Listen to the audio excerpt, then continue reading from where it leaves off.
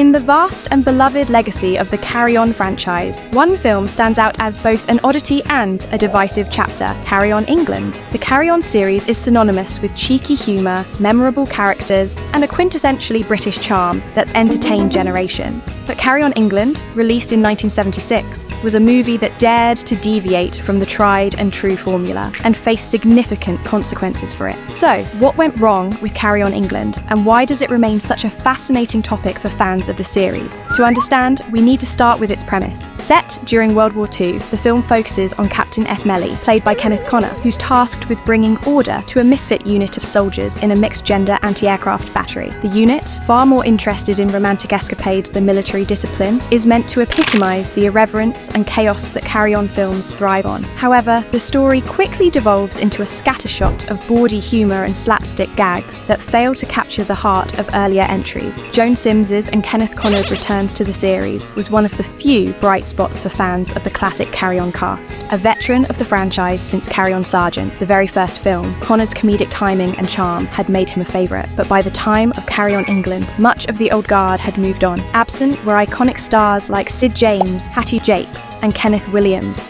whose larger-than-life personalities had defined the series. In their place were newer faces, including Patrick Mower and Judy Geeson, who, while talented, struggled to recreate the unique chemistry audiences had come to expect. The film also attracted controversy for its more explicit tone. The Carry On series was no stranger to risque humour, but Carry On England took it further, with nudity and crude jokes that many critics felt crossed the line from cheeky to vulgar. The British Board of Film Classification initially gave the film an AA certificate, restricting audiences under 14, a decision that alienated the family demographic that had supported the franchise for years. This certification was later adjusted, but the damage to its reputation and its box office performance was already done. From a production standpoint, Carry On England did have some hallmarks of the series. It was filmed at Pinewood Studios, the long-standing home of Carry On, and benefited from the efficient production style developed by producer Peter Rogers and director Gerald Thomas. Yet, the tighter budget was evident, and the film lacked the polish and charm of earlier entries like Carry On Sergeant. The humour felt forced, the characters lacked depth, and the plot was little more than a string of loosely connected sketches. Critically,